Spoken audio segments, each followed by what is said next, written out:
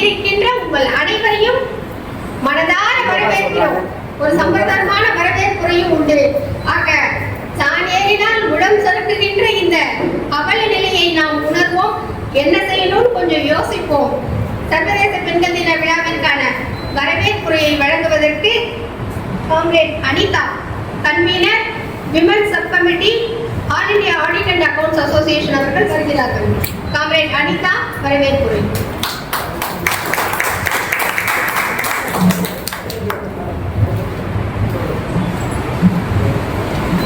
அனைவருக்கும் வணக்கம். சிறு கவிதை. பெண்ணின் தேடலில் இன்னும் தேடிக்கொண்டுதான் இருக்கிறேன். தொலைந்த இடத்தையும் தொலைத்த என்னையும் சற்று திரும்பி பார்க்கிறேன். அங்கேயும் எல்லோரும் தேடிக்கொண்டுதான் இருக்கிறார்கள். யாருக்காவது அவர்கள் தேடுவது கிடைத்தால் அவர்களிடம் திருப்பி கொடுத்து விடுங்கள்.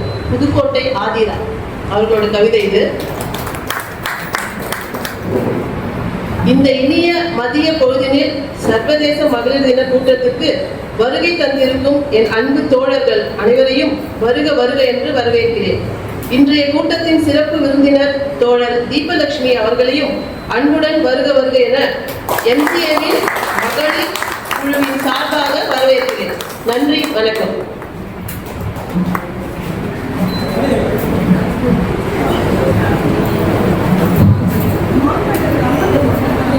சுருக்கமான வரவேற்புரை. அடுத்து பெண்களை பற்றி ஒரு பாடல். இந்த பாடலை பாட வருகிறார்கள் AGAND அலுவலகத்தை சேர்ந்த லதா சுந்தர் மற்றும் லதா.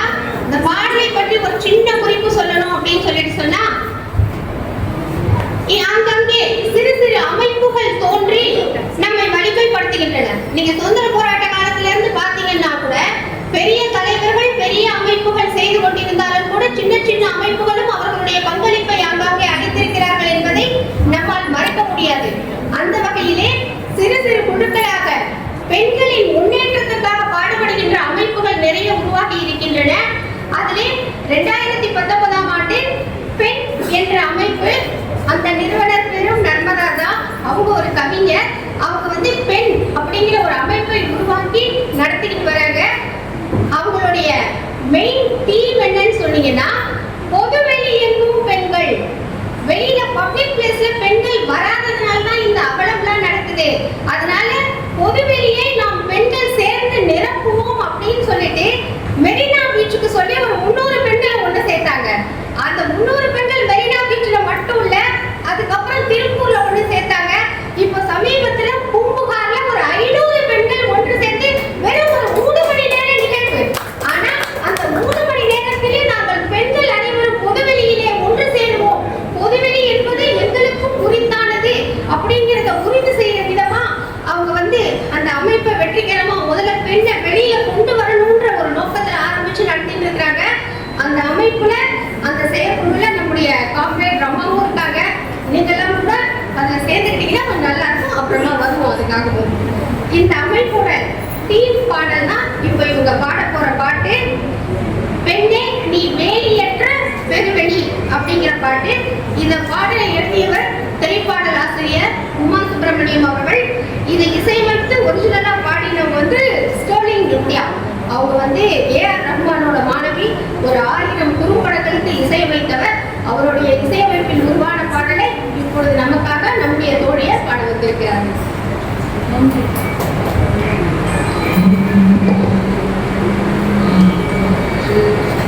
பெண்ணே நீ வேலியற்ற பெருவெளி, உன் முன்னே ஊழி என்பது சிறு துளி.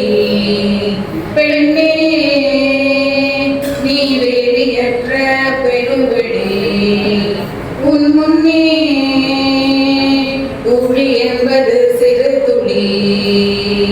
சிறைகளை முறி சிறகை நரி, இலக்கை நோக்கி எழு பெண்ணே. சிறைகளை முறி சிறகை நரி, இலக்கை நோக்கி எழு பெண்ணே. எங்கும் நிறைவாய்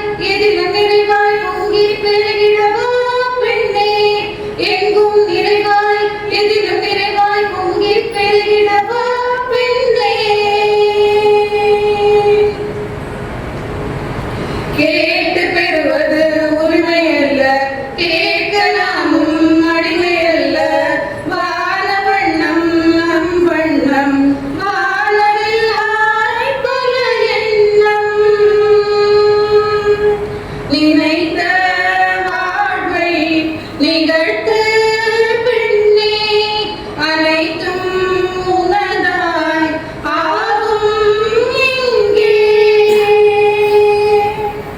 எங்கும் நிறைவாய் எதிலும் நிறைவாய் பொங்கிப் பெருகிடவா பெண்ணே எங்கும் நிறைவாய் எதிலும் நிறைவாய் பொங்கிப் பெருகிடவா பெண்ணே கரப்பெனும் மாயையால் கல்லென கிடந்தாய் நற்குணம் காத்தது போதும் போர்க்குணம் கொள் பெண்ணே உடலால் ஒதுங்கி உணர்வால் ஒடுங்கி உறைந்தது போதும் விதிகளை மீறு மாயங்கள் போக்க மனுடன் காக்க நேயங்கள் கொண்டு வா பெண்ணே மாயங்கள் போக்க மனுடன் காக்க நேயங்கள் கொண்டு வா பெண்ணே பெண்ணே நீ வேலையற்ற பெருவெளி உன் முன்னே ஊழி என்பது சிறு துளி பெண்ணே நீ வேலையற்ற பெருவெளி உன் முன்னே ஊழி என்பது சிறு துளி சிறைகளை மொழி சிறகென விழி இலக்கை நோக்கி எழு பெண்ணே சிறைகளை மொழி சிறகென விழி இலக்கை நோக்கி எழு பெண்ணே. Thanks for the opportunity.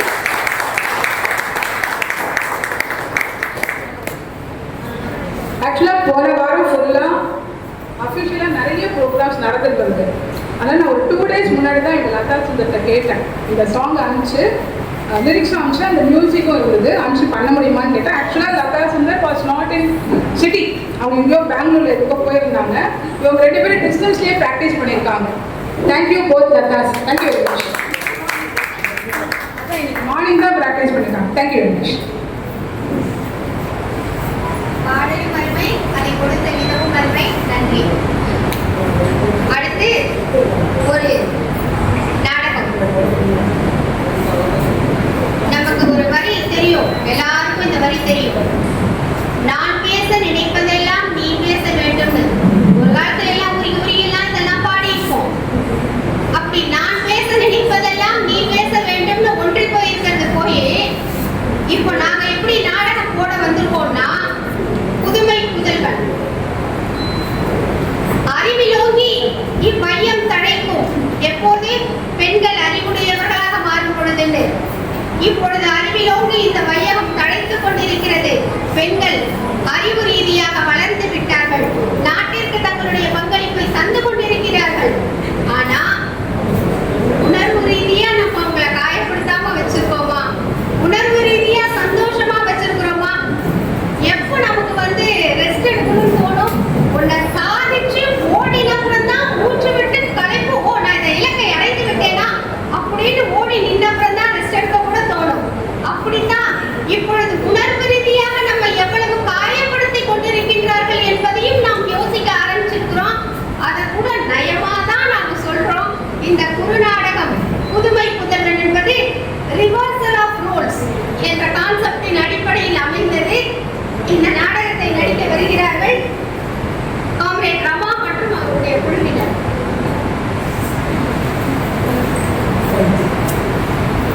இதுவும் இந்த கான்செப்டும் நம்மளுடைய சிறப்பு அழைப்பாளர் தீபலட்சுமி அவங்களுடைய ஃப்ரெண்ட்ஸ் அவங்களுடைய கான்செப்ட் அவங்க தான் கொடுத்துருக்காங்க. ஆக்சுவலி இதை பற்றி நாங்கள் வேற மாதிரி யோசிச்சோம், பெண் கல்வி கொடுக்கலான்னு சொல்லிட்டு. அதுக்கப்புறம் டக்குன்னு இவங்களுடைய ஆண்கள் நலம் புக்கு படிச்சிருந்தேன். அதே மாதிரி பிருந்தா சேத்தோட வாழ்க்கை வாழ்வதற்கு அதுல ஒரு வரி எழுதியிருப்பாங்க, வீட்டுல நீங்க கொஞ்சம் ரோல் மாற்றி பண்ணுங்க, அப்ப வீட்டுல கொஞ்சம் அசதி இல்லாம இருக்கும், அலுப்பு இல்லாம இருக்கும். அது ரெண்டும் ஸ்ட்ரைக் ஆன பிறகு அப்படியே கதையெல்லாம் உண்டா பண்ணி இந்த ப்ரெசென்ட் பண்ணுறோம். பார்த்துட்டு உங்களுக்கு சொல்லுங்கள்.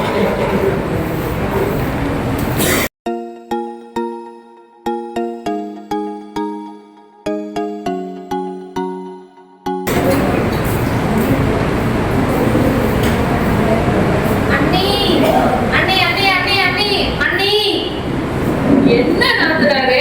அண்ணி அண்ணின்னு ஏழை விட்டுட்டு இருக்க. அண்ணி, நம்ம தம்பி ஃபர்ஸ்ட் டூல 95% மார்க் வாங்கி பாஸ் பண்ணிருக்கு. அது 4 சப்ஜெக்ட்ல 100க்கு 100 வேற. அதை விடு, அவனுக்கு நல்ல வரன் வந்திருக்கு. முதல்ல கல்யாணம் பண்ணிடலாம். படிக்கிற பையனுக்கு கல்யாணமா? நம்ம தம்பிக்கு அத்தனை காலேஜ்லயும் எல்லா சப்ஜெக்ட்லயும் கூப்பிட்டு சீட்டு கொடுக்குறாங்க அண்ணி. மேல படிக்க வைக்கலாம் அண்ணி. படிக்க வச்சு மட்டும் அவன் என்ன பண்ண போறான்? கல்யாணம் கட்டி கொடுத்து ஒரு வீட்டுக்கு அனுப்பி அடக்க ஒடுக்கமா அங்க இருக்கிற வேலையெல்லாம் செஞ்சு பெத்து கொடுக்கிற பிள்ளைய வளர்த்து ஆளாக்கி பெரியவன் ஆக்குறது தானே அவனோட வேலை. படிச்சாலும் அதை தானே பண்ண போறான். நீ சட்டுப்புட்டுன்னு கல்யாண வேலை முதல்ல பாக்குற வழியா பாரு. சொல்லிட்டேன். அப்பா இல்லாத புள்ள அண்ணி, படிக்க வைக்கலாம் அண்ணி. அப்பா இல்லாத புள்ளன்றதுனாலதான் சொன்னேன். இதே ஒரு பொண்ணா இருந்திருந்தா இந்நேரம் ஆக்கி போட ஒருத்தனை 2ஆம் தரமா கல்யாணம் பண்ணிட்டு சுகமா இருந்திருப்பேன். இப்ப பாரு, ஆம்பளை புள்ளைய பெற்றதுனால டெய்லி அவனுக்கு ஆக்கி போட்டுட்டு அடி வயிற்றுல நெருப்ப கட்டிட்டு இருக்கேன். என்னால இதுக்கு மேலதான் பொறுப்பு சுமக்க முடியாது. நம்ம காலத்துல அவனுக்கு ஒரு கல்யாணத்தை பண்ணி சீக்கிரம் கல்யாணம் பண்ணி வேற வீட்டுக்கு அனுப்பிட்டா நம்ம நிம்மதியா இருக்கலாம். நீ தான் எல்லா வேலையும் பார்க்கணும். கல்யாண வேலையெல்லாம் நீ தான் பார்க்கணும். சொல்லிட்டு ஆமா. என்ன பண்ணலாம்? அண்ணி வந்து சொன்னாலும் புரிஞ்சுக்கலையே. சரி, வாத்தியார் நான் ஃபோன் பண்ணி பார்க்கலாம்.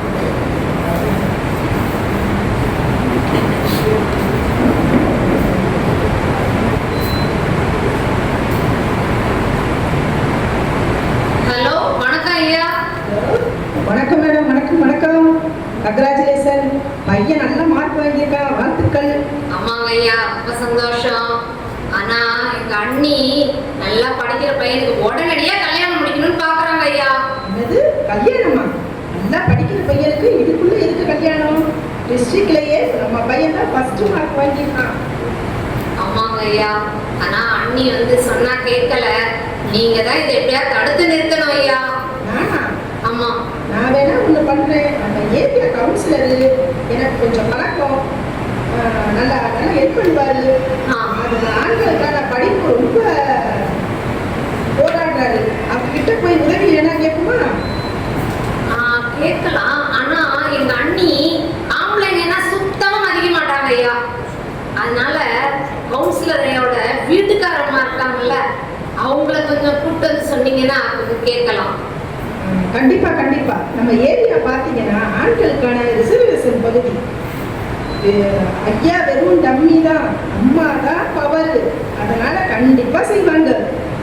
மேலும் அவங்க கவுன்சிலரோட வீட்டுக்காரமா எங்க அன்னிக்கு சிநேகிதன் தான். அவங்க சொன்னா கட்டாயம் கேட்டுப்பாங்க. கட்டாயம் கூட்டுவாங்க ஐயா. அப்படியா? நல்லதா போச்சு. கூட்டிட்டு வந்துடுறேன். நன்றி ஐயா.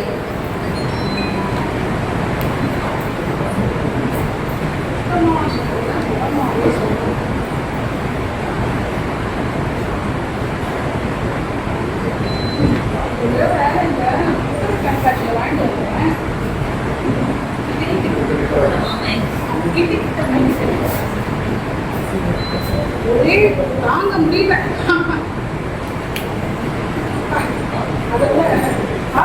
கொஞ்சம் இரு. இந்த புத்தகம் ரொம்ப நல்லா இருக்கு. படிச்சா வச்சுக்கங்க, சிரிச்சு சிரிச்சு வயதே வலிக்குது. அதை முடியும் பின்னாடி எழுதிருக்காங்க. ரோகிணி எழுதியிருக்காங்க. நடிகர், இயக்குனர், சமூக செயற்பாட்டாளர் ரோகிணி எழுதியிருக்காங்க. இந்த நூலில் இன்னும் அதிகமாக போகிறது என்றும் போது நான் மாயாபஜார் திரைப்படத்தில் எஸ்.வி. ரங்காராவ் சாவித்ரி ரூபத்தில் சிரிப்பது போல இடுப்பில் கையை வைத்துக் கொண்டு வாய் விட்டு சிரித்து தள்ளுகிறேன் அப்படிங்கிற அளவுக்கு இதை படிச்சாக்கா நல்லா படிக்கணும், சிரிக்கணும்னா இந்த புத்தகத்தை படிக்கலாம். சரி, அப்புறம் படிக்க ஸ்கூல் ஆரம்பத்துல காஃபி கொடுத்துருக்கீங்க. சரி, இதுங்க வேலை இருக்குங்க, படிச்சு பாருங்க.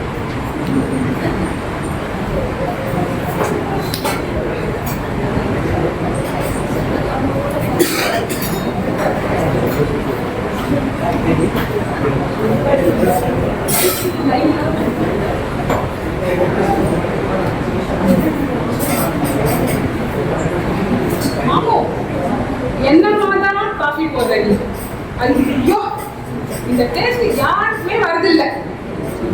உன்னை முதல்ல பையன் பார்க்க வந்த பத்தியா, அப்போ ஒரு காஃபி தண்ணிய அப்போ ஊத்தத்தான் நான். அது மட்டும் இல்ல, ஒரு சமையலும் சரி யாராலே அடிச்சுக்க முடியாது. உன்னோட சாப்பாடு, உன்னோட காஃபி இதெல்லாம் சாப்பிட்டா வெளியே போனா எனக்கு எதுவுமே பிடிக்க மாட்டேங்குது. ஆமா, எப்படிதான் அதை கத்துக்கிட்டது? இப்படி சமைச்சு போட்டு என்னை வந்து ஒல்லியா என்ன இப்படி ஆக்கி வச்சிருக்கேன். அதுவும் தவிர இந்த சாப்பாட்டை போட்டு போட்டு அந்த இடுப்பு துண்டுல என்னை அப்படியே கட்டி வச்சிருக்கமா.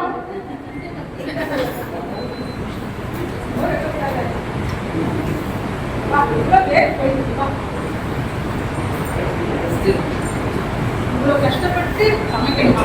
இதுக்கு ஏதாவது ஆள் வச்சு கூடாதா? அதெல்லாம் முடியாதுங்க. அடுப்பக்கரையை யாருக்கும் விட்டு கொடுக்க மாட்டேன். நான் தான் சமைப்பேன் உங்களுக்கு. உங்களை எல்லாம் திருத்தவே முடியாது. சரி கவுன்சிலரே, இன்னைக்கு என்ன ப்ரோக்ராம்? இன்னைக்கு ஏதோ வாத்தியார் வீட்டுக்கு போகணும்னு சொல்லியிருந்தாங்க. அப்புறம் போகணும். அதுக்கப்புறம் 2 மூட்டை வேற இருக்கு. அப்படியா? சரி, நீ போய் ரெடியா இருக்கு. சரிங்க. இந்த ஆம்பளைங்களுக்கு அடுப்புடைய உடவே மனசு வரவே மாட்டேங்குது.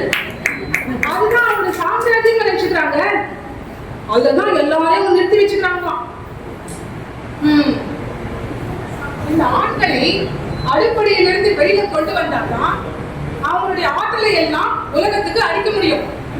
இதுக்காக நம்ம தீவிரமா நிறைய ஆண் உரிமையாளர்கள், அதற்கு சப்போர்ட் பண்ற பெண்கள் எல்லாம் பேசிட்டு தான் இருக்காங்க. நம்ம நிறைய பேச வேண்டியது இருக்கு இல்லைங்களா?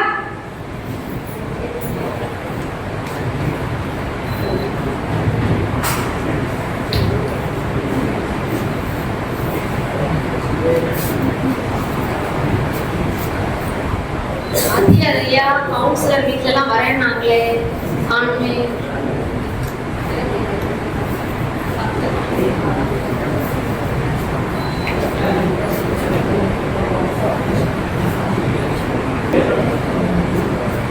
ஐயா வணக்கம். வாங்க ஐயா, வாங்க வாங்க. வணக்கம் ஐயா, வாங்க வாங்க. ஐயா ஐயா,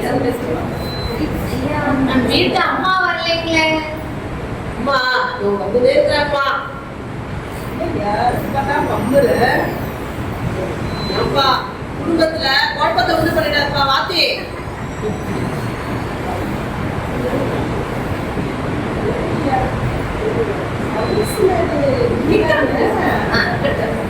ஏரியா கவுன்சிலர் நான் தான். ஆனா பவர் எல்லாம் அம்மாக்கு தான்ப்பா. அம்மா வரேங்க, அம்மா வரேங்க. அஞ்சலா, ரொம்ப பமுறையா. அஞ்சலா, நம்ம ஆட்டெல்லாம் கொஞ்சம் உட்கார சொல்லு. அந்த பிரியாணி தண்ணி கொடுத்து கொஞ்சம் அமைதியா உட்கார பண்ணி சின்ன பஞ்சாயத்து இருக்கு, முடிச்சுட்டு வந்து. வாங்க அக்கா, வாங்க வாங்க வாங்க வாங்க. அண்ணி அண்ணி யார் வந்துட்டாங்க பாருங்க. வாங்கக்கா, வாங்க. எப்படி இருக்கீங்க? என்னக்கா இதெல்லாம்? எனக்கு எதுக்குக்கா இதெல்லாம்? ஐயோ, எதுக்குக்கா இதெல்லாம்? வேண்டாக்கா.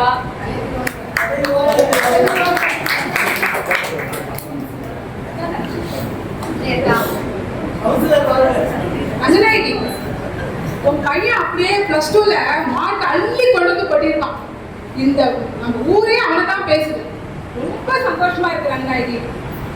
அப்பா இல்லாத பிள்ளைய அவ்வளவு பொறுப்பா வளர்த்து கொடுத்து இவ்வளவு மார்க் வாங்க வச்சுட்டேன். ரொம்ப பெருமையா இருக்கு. அக்கா, விடுங்கக்கா. அந்த பயப்புள்ள படிச்சு என்ன பண்ண போறான்? அவனுக்கு ஒரு நல்ல வரன் வந்துருக்குக்கா. கல்யாணம் பண்ணிடலாம். நானே உங்ககிட்ட சொல்லணும்னு நினைச்சேன். நல்ல வழியா நீங்க வந்துட்டீங்க. நீங்க தான் முன்னாடி நின்று கல்யாணத்தை நடத்தி கொடுக்கணும்க்கா. சரி, வரன் யாரு? அக்கா, அந்த முட்டு சந்தை இருக்குல்ல, அதுல 4வது வீட்டுல பேச்சி அம்மாவோட பொண்ணு போனா ரொம்ப நல்ல பொண்ணுக்கா. ரங்கநாயகி, உனக்கு கொஞ்சம் கூட விவரமே இல்லை ரங்கநாயகி. ஒரு ஆம்பளை பிள்ளைய பார்த்துட்டா இப்படியா வீட்டு பிள்ளையா மடங்கி கிடக்க? கொஞ்சமாவது வெளி வாசல் எல்லா பொன் பிள்ளைங்கள் மாதிரி வெளியில வாசல வர வேணாமா? அந்த வீட்டை பத்தி உனக்கு தெரியுமா? என்னாச்சுக்கா? அந்த மூத்த மருமகன் இருக்காங்க, இப்ப கல்யாணம் ஆச்சு. என்ன அந்த பஞ்சாயத்து எங்களுக்கு தான் வந்துச்சு. அவன் 2வது நாளே கண்ணை கசிக்கிட்டு அவன் அப்பா வீட்டுக்கு வாழா விடனே வந்து உட்காந்துருக்கான். ஐயோ, இப்படி கதை நடந்திருக்கா? எனக்கு தெரியாம போயிடுச்சே. உனக்கு அதான் சொல்றேன், நீ எப்ப பார்த்தாலும் இந்த டிவியில அந்த கருமாந்திரம் சீரியலையும் பார்த்துட்டு ஆம்பளைக்கு ஆம்பளை முட்டிக்கிறது, ஒத்தனை சட்டி பண்றது, யாரோட போக்கு இதையே பார்த்துட்டு இருந்தா எப்படிதான் உனக்கு விவரம் தெரியும்? ரங்கநாயகி ஆம்பளை பசங்கள எல்லாரையும் நல்லா படிக்க வச்சு வேலைக்கு அனுப்பி 4 காசு சம்பாதிக்க வச்சு சொந்த காலை நிற்க வைக்கணும். அதுக்கப்புறம் கல்யாணம் பண்ணி கொடுத்தேன்னு வச்சுக்கோயேன், அங்க எதுனாலும் சமாளிச்சுட்டு வரும். இல்லைன்னு வச்சுக்கோ, எல்லா பிள்ளைங்களும் வீட்டில் தான் உட்காந்துருக்கும். புரியுதா? புரியுதுக்கா. என்ன ஒரு மாதிரி இழுக்கிற? இல்ல, பையனுக்கு கல்யாணம் பண்ணலான்னு 4 காசு சேர்த்து வச்சிருக்கேன். இப்ப படிப்புல அதை போட்டுட்டா நான் என்னக்கா பண்றது? அந்த கவலையா? அதை பத்தி கவலைப்படாத, அந்த காசை கல்யாணத்துக்கே வச்சுக்கோ. நம்ம எல்லாம் இப்ப இந்த நம்ம நாட்டுல 100% ஆண் குழந்தைகளை படிக்க வைக்கணும் அப்படிங்கிறதுக்காக நிறைய நல்ல திட்டங்கள்லாம் இருக்கு. அது என்னப்பா? அது ஏதோ ஏதோ ஏன்பா கவுன்சில் இதெல்லாம் தெரிஞ்சு வச்சுக்கோப்பா. எல்லாம் நானே செய்ய முடியாது, புரியுதா? ஒரு 6 மாசம் ஆச்சு, அடுத்த 6 மாசத்துக்குள்ள நீயா தேடணும். உனக்கு பின்னாடி வந்துட்டு இருக்க மாட்டேன். ஏன்னா அவங்கவுங்க வந்து வெறும் டம்மியா வச்சுட்டு இடிக்கிறாங்க. அத நீயா வந்து தேடணும், புரியுதா? அந்த புதுமை புதல்வன் திட்டமாக்கா பாரு தங்கச்சி எவ்வளவு விவரமா இருக்கு பாத்தியா? அதேதான், அந்த புதுமை புதல்வன் திட்டத்துப்படி மேல் படிப்புக்காக அரசாங்கம் ஒரு தொகையை கொடுக்குது. அது மட்டும் இல்ல தங்கச்சி, நம்ம முதல்வர் அம்மாவாகட்டும், இல்லை இந்த குழந்தைகள் மற்றும் ஆண்கள் நலத்துறை இருக்கு இல்லையா, அந்த அமைச்சராகட்டும், அப்புறம் இந்த கல்வித்துறை அமைச்சர், இவங்க எல்லாம் நம்ம நாட்டை வந்து ஆண் குழந்தைகள் ஆண் கல்வியை முழுசா பரப்பணும் அப்படிங்கிறதுக்காக நிறைய பண்ணிட்டு இருக்காங்க. நம்மளும் கொஞ்சம் ஒத்துழைக்கணும் இல்லையா? சரிக்கா, நீங்க சொல்லி நான் மறு பேச்சா பேச போறேன். அப்போ ஏதோ கொஞ்சம் அப்படியே பம்மலா நீதான் ஒரு சமாதானப்படுத்தி படிக்க வைக்கணும். நம்பியை கூப்பிட்டு போயிருக்காரு, நம்பி பாடி வீட்டுக்கு போயிருக்காரு, ராத்திரிக்கு வந்துருவாரு. வரட்டும், அவனை கூட்டிட்டு வா. இன்னும் கேட்கிறேன், நீ வந்து நாட்டு பிள்ளைக்கார ஒத்த பிள்ளைய பிடிச்சி வச்சிருக்க. சரி, நாட்டு கற்பனி. சரிதான், நல்ல கேள்வி. அதனால்தான் அடுத்தவங்களை வந்து அவங்க சொந்த கால் நிற்க வச்சாதான் நாளைக்கு நம்ம கௌரவத்தையே அந்த பிள்ளைங்க கிட்ட போய் இருக்க முடியும். புரியுதா? சரி சரி தங்கச்சி, நாளைக்கு மெயில் ஆகிட்டு ஆஃபீஸ்க்கு வா. அவன் எந்த கோர்ஸ் வேணும், எந்த காலேஜ் வேணும் எல்லாம் நம்ம பார்த்து பண்ணி கொடுத்துருக்கோம். சரியா? ஆம்பளை பையனை படிக்க வைங்க, மறந்துடாது. சரியா? சரிக்கா.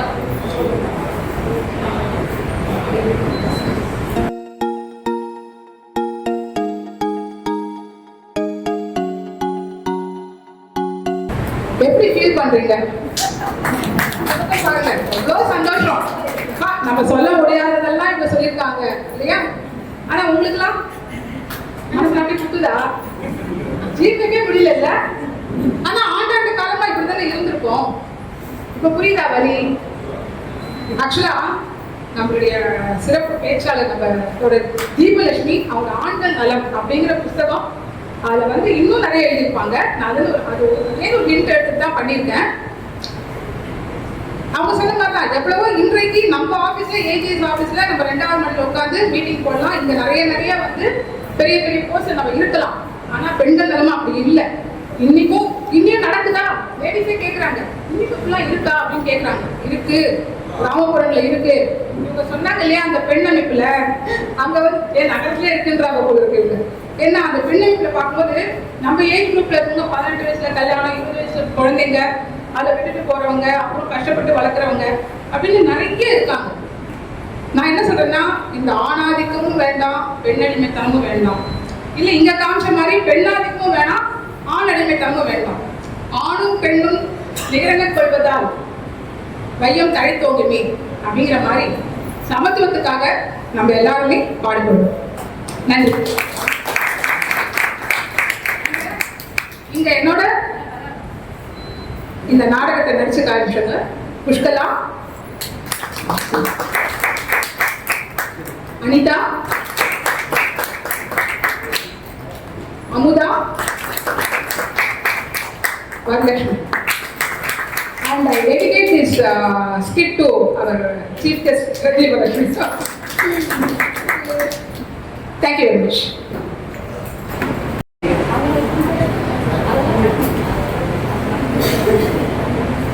கொஞ்சம் இந்த நாடகத்தோட தாக்கத்துல இருந்து வெளியில வந்திருப்பீங்கன்னு நினைக்கிறேன் இல்லையா? இப்படித்தான் காலங்காலமாக பேசப்பட்டு வந்த நிலை இப்பொழுது ரிவர்சல் ஆஃப் ரோல்ஸ் என்று ஒரு ஆணை வீட்டில் அமர வைத்து அவனை படிக்க விடாமல் படிக்க விடாமல் செய்யும் பொழுது எப்படி இருக்கும் என்பதை உணர்த்தி இருக்கிறோம் நயமாக. ஆக பெண் கல்விக்கான எதிர்ப்பு இனி குறைந்துவிடும் என்றும் நம்புகிறோம். இந்த தாட்டு கொடுத்த சிறப்பு விருந்தினருக்கும் நன்றி. அடுத்து இன்றைய விழாவின் முக்கியமான விழான்னு சொல்லக்கூடாதுதான், நிச்சயமா சொல்லக்கூடாது. ஏனென்றால் நாம் அடைய வேண்டிய இலக்கு இன்னமும் அதி தூரத்திலே தான் இருக்கின்றது. ஆக இந்த சர்வதேச பெண்கள் தின அனுசரிப்பில் அடுத்த நிகழ்வு முக்கியமான நிகழ்வு. எப்பவுமே நம்ம என்ன சொல்லுவோம் அப்படின்னு சொன்னா, ஒரு நிகழ்ச்சியை ஏற்பாடு செய்தால் 4 கருத்துக்கள் நம் தலையில் ஏற வேண்டும். அந்த 4 கருத்துக்களோடு நாம் வெளியே செல்லும் பொழுதுதான் அந்த நிகழ்வின் உண்மையான பலன் நமக்கு கிடைக்கும் என்று அந்த வகையிலே அந்த 4 கருத்துக்களை நமக்கு தருவதற்காக நம்முடைய சிறப்பு விருந்தினர்கள் வந்திருக்கிறார்கள். நம்ம என்ன சொல்லி அவங்கள கூப்பிடுறதுன்னு யோசிச்சோம். இன்னைக்கு மெசேஜிலே பார்த்துருப்பீங்க. எழுத்தாளர், மொழிபெயர்ப்பாளர், பாடகர், நடிகர், பணம் சம்பாதிக்கக்கூடிய ஐடி செக்டாரில் பணிபுரிபவர், இதையெல்லாம் தாண்டி இதுதான் அவங்களோட அடையாளமாக நாங்கள் சொல்ல விரும்புகிறோம். ஆனால் நமக்கு நன்றி கடன் ஒண்ணு இருக்கு இல்ல, இதையெல்லாம் தாண்டி எப்படி நான் பேச நினைப்பதெல்லாம் கண்ணதாசன் நம்மளை இழுத்தாரோ அந்த மாதிரி நம்முடைய ஆரம்ப காலங்களில் தன்னுடைய எழுத்துக்களின் மூலம் நம்முடைய மனதிலும் உணர்விலும் அறிவிலும் கலந்தவர் ஜெயகாந்தன் அவர்கள், அவர்களுடைய புதல்வி. இது கடைசியாக நாங்கள் சொல்லுவோம். ஆனால் அந்த நன்றி கடனுக்காக நாங்கள் அப்படி அடையாளப்படுத்த விரும்புகின்றோம். மற்றபடி ஒரு பன்முக திறமை வாய்ந்த சிறப்பு விருந்தினரை நாங்கள் மேடைக்கு அழைக்கிறோம். சாவித்ரி அவர்கள் அவர்கள் மேடைக்கு அழைத்து வருவார்கள். சாவித்ரி, நீங்கள் மேடைக்கு ரமா.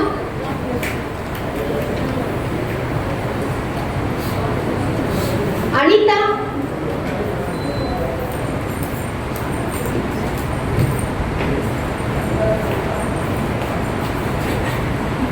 பூங்கொடி வந்திருக்காங்களா? பூங்கொடி நம்ம கூப்பிட்டோம்னு சொல்லுங்க போய். சரி, இல்ல ஆக்சுவலா அவங்க இப்போ ஒரு ரிட்டையர்மெண்ட் பார்ட்டிக்கு போயிருக்காங்க, வந்துடுறேன் அப்படின்னு சொல்லிட்டு சொன்னாங்க. அதனால இவரை பத்தி ஒரு விஷயம் விட்டு போயிட்டேன். இவங்க ஒரு சிறந்த மொழிபெயர்ப்பாளர். போன வருஷம் அதே நான் சொன்னேன், அந்த பெண் அமைப்புக்கு இவங்க தான் நாங்கள் வந்து 4ஆம் ஆண்டு 5ஆம் ஆண்டு நிறைவுக்கு கூப்பிட்டுருந்தோம். ஆனால் கடைசி நிமிஷம் கேன்சல் ஆயிடுச்சு. அப்போ தெரியல எங்களுக்கு. ஆனால் அதுக்கப்புறம் நான் உணர்ந்தேன், ஒரு பெரிய ப்ராஜெக்ட் எடுத்து பண்ணியிருக்காங்க. எல்லாருக்குமே வந்து சேக்குவேரா தெரியும். அது யார் என்னதுன்னா, அந்த சேக்குவேரான்னா நமக்கு வந்து ஒரு புல்லரிக்கும். அவருடைய வாழ்க்கை வரலாறு வந்து லீ ஆண்டர்சன் இங்கிலீஷில் வந்து நிறைய ஆய்வுகள் பண்ணி எழுதியிருந்தாரு. 1000 பக்கம் இருக்கும். ஒரு 8 மாதத்தில் மொத்தமாக மொழிபெயர்த்திருக்காங்க. அந்த நேரத்தில் அந்த வேலையிலேருந்து ஒரு பிரேக் எடுத்திருக்காங்க. வேற ஏதோ கொஞ்சம் அங்கே வாழ்க்கையில் ஒரு நெருக்கடி இருந்திருக்கு. அந்த நெருக்கடியிலேருந்து வெளியில் வர்றதுக்காக சேவை படித்து அதுலேருந்து வெளியில் வந்து அப்படியே படிக்கிறது, அப்படியே டிரான்ஸ்லேட் பண்ணுறது, அப்படியே படிக்கிறது, அப்படியே டிரான்ஸ்லேட் பண்ணுறது அப்படின்னு சொல்லிட்டு 8 மாதத்தில் 1000 பக்கங்களை வந்து மொழிபெயர்த்தவர். அவங்க 2 பெண்கள் அவங்க ஸ்கூலுக்கு தான் போயிட்டு வந்தால் வரும்போதே அம்மா இன்னைக்கு எத்தனை பக்கம் அப்படின்னு தான் வருவாங்களாம். நான் படிக்க ஆரம்பிச்சிருக்கேன், ஒரு 100 பக்கத்துக்கு மேலே படிக்கலை, படிச்சிருக்கேன் சேர்க்கிறோம்.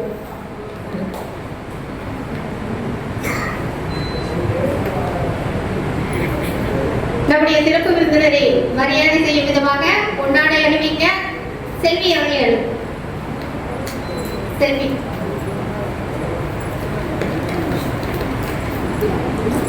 பொன்னாடை இங்கே புத்தக ஆடையாக, அதை வந்து சிறப்பு விருந்தினருக்கு ரொம்ப பிடிச்ச விஷயம்தான். நம்ம வார்த்தைகள் சம்பிரதாயமான வார்த்தைகள், அது பொன்னாடை. இது புத்தக ஆடை என்பது இன்னமும் சிறப்பான விஷயம். இந்த அறிவையும் சேர்த்து கவர் பண்ணுவோம்.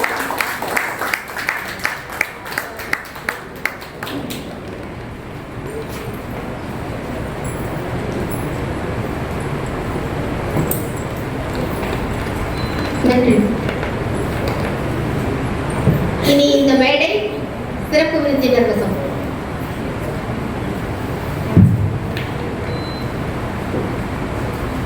அனைவருக்கும் வணக்கம்.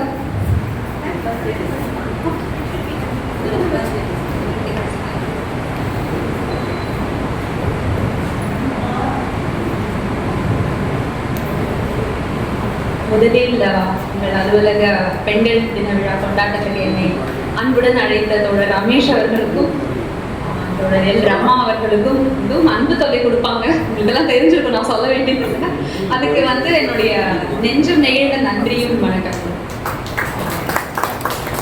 நான் வந்து இப்போ முதல்ல ட்ராமா பண்ணாங்க இல்லையா, ஸோ இது வந்து கான்செப்ட் மட்டும்தான் என்னோடது. பட் இந்த சீன்ஸ் என்டையர்லி முழுக்க அவங்க கன்சீவ் பண்ணியிருக்காங்க. ரொம்ப வித்தியாசமா இருந்துச்சு. ஆனால் என்ன சொல்றது, எனக்கு ரொம்ப பிடிச்சிருந்தது. பாசிட்டிவான சில விஷயங்கள் எனக்கு தோணுச்சு. பட் கிரிட்டிசிசமும் சொல்லுங்க நம்ம கேட்டதுனால நான் ஒரே அது கொடுக்கணும் அப்படிங்கிறதுக்காக பார்க்கும்போது எனக்கு தோணுச்சு. முதல்ல என்ன விஷயம்னா, இவங்க அந்த வீட்டுலேருந்து வெளியில எடுத்துட்டு வந்தாங்க. என்னோட புத்தகத்துல வந்து வீடு பணியிடம் அது மட்டும்தான் இருந்தது. அதுக்குள்ள வந்து ரோல் ரிவர்சலை பண்ணி பார்த்துருந்தேன். இவங்க ரொம்ப சிறப்பா ஒரு அரசியல், ஒரு பொது வெளியில ஒரு கவுன்சிலர், அந்த ஒரு விஷயம் நம்ம எப்பயுமே பார்க்குறோம். ஒரு டோக்கனிசம்காக தான் வந்து பெண்களுக்கு வந்து பொது வெளியில என்ன பதவிகள் கிடைச்சாலும் அது வந்து ஒரு டோக்கனிசமா தான் இருக்கு. அவங்க குடும்பத்தில் இருக்கிற ஆண்கள் தான் அந்த அதிகாரத்தில் உட்கார்ந்துருக்காங்க அப்படிங்கிறத வந்து ரிவர்ஸ் பண்ணிக்கிறது வந்து நான் ரொம்ப நல்ல விஷயமா பார்க்குறேன். அந்த இடத்துல நான் டச் பண்ணவே இல்லை. அதுக்கு ஒரு பாராட்டுகளை கொடுத்துருக்கேன். Very nice. இதுதான் அவுட் ஆஃப் ஒரு தாட் வந்து அடுத்த லெவலுக்கு கொண்டு போகணும். அதுக்காக நான் அந்த பெருமையை வாங்கிக்கிறேன். இந்த தாட்லேருந்து அடுத்த லெவலுக்கு எடுத்துட்டு போயிருக்காங்க இல்லையா. So that is very nice. நம்ம புத்தகத்தை யார் படிக்கிறாங்களோ அந்த அளவுக்கு அது அடுத்த லெவலுக்கு போகும் அப்படிங்கிறது. இன்னொன்று வந்து என்னன்னா, இந்த ஒரே ஒரு சின்ன விஷயம், நீங்கள் கண்டிப்பாக அடுத்து நிறைய ட்ராமா போடுவீங்க, அதுக்கு ஒரு ஃபீட்பேக்காக எடுத்துக்கோங்க. நடிப்பெல்லாம் சான்ஸே இல்லை, சூப்பர். அப்படியே வந்து எனக்கு அனிதா வந்து அப்படி பேசும்போது உண்மையிலேயே ஒரு சமைக்கிறதுலேருந்து ஒரு ஆணுக்கு நான் விட்டு கொடுக்க முடியாது சொன்னால் எப்படி இருக்கும் அப்படின்ற ஒரு ஃபீலிங்கை கொடுத்தாங்க. ரொம்ப நல்லா இருந்துச்சு. நடிப்பு நல்லா இருந்தது. ஃபோன்லேயே ஒரு குரல் வந்தது, அதுவும் ரொம்ப நல்லா இருந்தது. ஸோ இதெல்லாம் வந்து சான்ஸே எக்ஸ்பர்ட்ஸ் தான் நினைக்கிறேன். ஆனால் என்ன சீன்ஸ் வந்து பாட்டே போட்டுடலாமா, நல்லா இருக்கு நெஞ்சோட. ஸோ என்னன்னா சீன்ஸ் வந்து கொஞ்சம் சிம்பிளாக இருந்தால் நல்லாயிருக்கும். ஏன்னா நான் இதை எழுதும்போது எனக்கு கிடைச்ச ஃபீட்பேக், அதாவது நம்ம ரோல் ரிவர்சல் பண்ணும்போது கன்ஃபியூஸ் ஆகும். எனக்கே எழுதும்போது கன்ஃபியூஸ் ஆகும். ஏன்னா நமக்கே வந்து நினைச்சே பார்க்க முடியாதுங்க. நானே எழுதும்போது மாற்றி எழுதிடுவேன். மாமனார்னு எழுதுறோம் அப்படின்னு ஆக்சுவலாக மாமனார் உள்ள கஷ்டப்பட்டுட்டு சமைச்சிட்டு இருப்பாரு, டீ எடுத்துட்டு வருவார். மாமியார் எடுத்துட்டு வந்து ஐயோ இது மாமியார் இல்லை மாமனார் அப்படின்னு மாற்றிக்க வேண்டியிருக்கும். படிக்கிறவங்களுக்கும் கொஞ்சம் கன்ஃபியூஸ் ஆகும். ஸோ ரொம்ப குறைச்சலான கேரக்டர்ஸ் வச்சுட்டு சரி முடிச்சுக்கலாம். சிறப்புரை நன்றி. இந்த மைக்கா ஓகே சாரி. இல்லை என்னன்னா நானே ஒரு நர்வஸாக இருக்கேன். ஸோ இந்த மாதிரிலாம் ஏதாவது நடக்கும்போது கொஞ்சம் நர்வஸ் ஆகிடும். என்ன அப்படின்னா இப்போ சீன்ஸ் வந்து கொஞ்சம் சிம்பிளாக இருந்தால் ஈஸியாக போய் ரீச் ஆகும். ஏன்னா பார்க்குறவங்களுக்கு ரோல் ரிவர்சல் கண்டிப்பாக கொஞ்சம் கன்ஃபியூஸ் ஆகும். ஸோ ரொம்ப சிம்பிளாகவும் குறைச்சலான கேரக்டர்ஸ்னு வச்சுட்டு ரொம்ப தெளிவாக இது அப்புறம் அப்படிங்கிற மாதிரி வச்சுட்டா நல்லாயிருக்கும். அப்புறம் இன்னொரு சின்ன ஃபீட்பேக், நம்ம இதை பண்ணுறதே வந்து இந்த ரோல் ரிவர்சல் பண்ணி காமிக்கிறது ஆண்கள் ரொம்ப அடக்க ஒடுக்கமாகவும், பெண்கள் சமூகம் எப்படி ஆண்களை இப்போ பார்க்குது பெண்களை எப்படி பார்க்குது அந்த ரோலை மாற்றுறதுக்காக தான். ஸோ நீங்கள் வந்து ரொம்ப அழகாக இருக்கவங்க சாரி எல்லாமே. பட் என்னன்னா கொஞ்சம் இன்னும் ஒரு என்ன சொல்றது, ஒரு மிடுக்கா ரொம்ப அடக்க ஒடுக்கமா இல்லாம இருக்கிற ஒரு சுடிதார் கூட போட்டுட்டு வரலாம். ஏன்னா நம்ம அங்கேயே நீங்க வந்திருக்கோம் இல்லையா. This is very traditional dress. ஆண்களுக்கு வேஷ்டி சட்டை குடுமி கூட வச்சு விட்டுருங்க சரியா. அவங்க பயங்கர ட்ரெடிஷ்னலா காமிச்சு இந்த மாதிரி சின்ன விஷயங்கள்ல ஒரு சேஞ்சஸ் காமிச்சிங்கன்னா இன்னும் நல்லா இருக்கும்ன்றது என் ஃபீட்பேக். But not necessary. ஏன்னா dress is not going to reflect மூவியா. பேண்ட் ஷர்ட்டா போட்டுணும் முடி கட் பண்ணிக்கணும் அப்படின்னு நான் சொல்ல வரல. பட் லிட்டில் அதில் கொஞ்சம் ஏதாவது எனக்கு தெரியல, you use your creativity and show the difference. அந்த மாதிரி ஒரு பாடி லாங்குவேஜில் கால் மேலே கால் போட்டு உட்காந்துருக்கிற மாதிரி அதெல்லாம் பண்ணீங்க. அது இன்னும் கூட கிரியேட்டிவாக பண்ணலாம் அப்படின்னு தோணுச்சு. ஸோ இன்னைக்கு எனக்கு டாபிக்னு எதுவும் கொடுக்கல. ஸோ நான் வந்து இது என்ன பேசுறது அப்படின்றது வந்து எனக்கு கரெக்டாக தெரியல. ஸோ இன்ட்ராக்ஷனாக வச்சுக்கலாம். ஆனால் நான் எனக்கு வந்து என்ன சொல்றது, எனக்கு காலையில் கிடைச்ச ஒரு ஃபீட்பேக்லேருந்தே நான் ஆரம்பிக்கலாம்னு நினைக்கிறேன். என்ன சொன்னாங்க அப்படின்னா, எனக்கு அந்த ஃபீட்பேக்ல ஒரு மாறுபட்ட கருத்து இருக்கு. ஸோ நான் நானே லீடு கிடைக்குமான்னு யோசிச்சுட்டு இருந்தேன். எனக்கு ஒரு லீடு கிடைச்சிருச்சு. முக்கியமா வந்து பெண் விடுதலைக்கு என்ன பிரச்சனை அப்படின்னு பாத்தீங்கன்னா, எந்த ஒரு விடுதலைக்குமே என்ன பிரச்சனை அப்படின்னு பாத்தீங்க அப்படின்னா, நம்ம நல்லா இருக்கோம் அப்படின்னு, நம்மலாம் சூப்பரா இருக்கும், நமக்கு எல்லா விடுதலையும் கிடைச்சிருச்சு அப்படின்னு பெண்களே முதல்ல நம்புறது தான். அதாவது என்னன்னா, இப்போ பெண்ணியம் இப்போ நமக்கெல்லாம் ஓரளவுக்கு தெரியும், ஓரளவுக்கு வந்து ஓகே விடுதலை கிடைக்கல, we have to reach somewhereன்ற ஒரு அவேர்னஸ் ஆகுது இருக்கு. ஆனா அந்த அவேர்னஸ்லயும் போதாம இருக்கு அப்படிங்கறத தான் நான் சொல்ல வரேன். இப்போ தோழரே அவங்க சொன்னாங்க, சாரி நான் உங்களை கான்ட்ராடிக்ட் பண்றதுக்காக நான் சொல்லலை, அது உண்மைதான், அதுவும் உண்மைதான். நமக்கு வந்து சில ப்ரிவிலேஜ்கள் இருக்கு, நம்ம சில விஷயங்களுக்கு என்டைட்டில்டா இருக்கும். அது கூட இல்லாத சில பெண்கள் இருக்கிறாங்க, அண்டர் ப்ரிவிலேஜ் பெண்கள் இருக்கிறாங்க, கிராமப்புறங்கள்ல இருக்காங்க, அவங்களுக்குலாம் கல்வி மறுக்கப்படுது, சிறு வயதிலேயே கல்வியை நிறுத்திட்டு திருமணம் செஞ்சு வைக்கிறாங்க. So they are in a very dire பொசிஷன்ஸ்ங்கிறது உண்மைதான். ஸோ அவங்களை எப்படி மீட்டு கொண்டு வரணும் அப்படின்னு நம்ம யோசிக்க வேண்டியது இருக்கு. நம்மளோட விடுதலையை பத்தி மட்டுமே யோசிக்காம, அது ஒரு பக்கம் இருந்தாலும் என்ன சொல்றேன், இந்த காம்ப்ளசன்ஸ் வந்துடக்கூடாதுன்னு நான் சொல்றேன். நான் என்ன சொல்றேன்னா, இந்த இன்டர்செக்ஷனல் ஃபெமினிசமே ஏன் பேசுறாங்க அப்படின்னா, ஒரு செக்ஷன் ஆஃப் விமெனுக்கும் ஒரு மாதிரி பிரச்சனை இருக்கு. இப்ப உழைக்கும் மகளிர் எடுத்துக்கிட்டீங்கன்னா, அவங்களுக்கு இருக்கக்கூடிய பிரச்சனைகள் நமக்கு அடுத்த ஒரு மிடில் கிளாஸ் பெண்களுக்கு இருக்காது. மிடில் கிளாஸ் பெண்களுக்கு இருக்கக்கூடிய சில பிரச்சனைகள் உழைக்கும் மகளிருக்கு இருக்காது. ஸோ அதனாலதான் வந்து இன்டர்செக்ஷனல் ஃபெமினிசம் ரொம்ப முக்கியம் நான் சொல்றேன். என்ன எக்ஸாம்பிள் அப்படின்னா, இப்போ இப்போ நம்ம வெளியில, இப்போ நம்ம சொல்றோம் இல்லையா, வெளியில போய் வந்து ஒரு டீ கடையில டீ குடிக்க முடியல, பொது வெளிகளில் வந்து நம்ம வந்து ஃப்ரீயா நடக்க முடியறதில்ல, நைட்டு நேரம் தெருவில் போக முடியறதில்ல. நான் சொல்றேன், இந்த பிரச்சனை வந்து ஓரளவுக்கு மிடில் கிளாஸ் அந்த அப்பர் காஸ்ட் பெண்களுக்கு தான் இருக்கு. உழைக்கும் மகளிர் அண்ட் என்ன சொல்றது, விளிம்பு நிலை பெண்கள்லாம் நைட் வரைக்கும் கடை போட்டுட்டு இருக்காங்க. நீங்க வந்து காசிமேடு பக்கம்லாம் போனீங்கன்னா நைட் 2 மணி 3 மணி வரைக்கும் அந்த மீன் கடையில பெண்கள் இருப்பாங்க. ஸோ இதுதான். ஸோ நம்ம ஏதோ நல்லா இருக்கும். ஸோ இந்த இடத்த முதல்ல வந்து நம்ம மாற்றணும். So there should be no boundaries. அப்போ அப்படி பார்க்கும்போது இந்த சாதி வர்க்கம் இதெல்லாம் ஒழிச்சிட்டு பெண்களாக ஒன்றுபடும் போது we can actually exchange these உரிமைகளை. நம்ம அவங்கள மாதிரி ஏன் இருக்கக்கூடாதுன்னு நம்ம நினைக்கணும். இப்போ இவங்கள மாதிரி நம்ம படிக்கணும் அப்படின்னு அவங்க நினைக்கணும். ஸோ பெண்களாக நாம் அனைவருக்குமே ஏதோ ஒரு இடத்துல வந்து பிரச்சனைகள் இருக்குங்கிறத நம்ம பார்க்க முடியும். ஸோ பார்த்து வந்து கெட்டு போகாம லைக் என்ன சொல்றது, பெண்களாக ஒன்றுபடுறதுக்கு நிறைய விஷயம் இருக்கு. ஸோ அதுதான் வந்து இன்டர்செக்ஷனல் ஃபெமினிசம்கான புள்ளி. அப்போ இன்டர்செக்ஷனல் ஃபெமினிசம் வர்றதுக்கு தடையா இருக்கிறது என்னன்னு பார்த்தீங்கன்னா, ரொம்ப ஈஸியா சொல்லிடலாம், சாதி மதம். சாதியும் மதமும் வந்து மக்களை பிரிச்சு வச்சிருக்கிற மாதிரி தான் பெண்களையும் பிரிச்சு வச்சிருக்கு. இப்போ நம்ம வந்து இப்போ அவங்க சொன்னாங்களே, வீட்டுல ஆள் வச்சுக்கோங்க, டிராமால வந்தது ஒரு ஏன் எல்லா வேலையும் செய்யற, வீட்டுல ஒரு ஆள் வச்சுக்க கூடாதா அப்படின்னு கேக்குறாங்க. அந்த ஆள் யாரு? அது ஒரு பெண். அப்ப இன்னொரு வர்க்கத்திலிருந்து வரக்கூடிய ஒரு பெண்ணை ஒடுக்கினாதான் உனக்கு ஃப்ரீடம் கிடைக்குது அப்படிங்கிற புரிதல் நமக்கு வருதா இல்லையா? ஸோ ஃபெமினிசம்ங்கிறது யாருக்கான ஃபெமினிசம் அப்படிங்கிற தெளிவு நமக்கு வேணும்.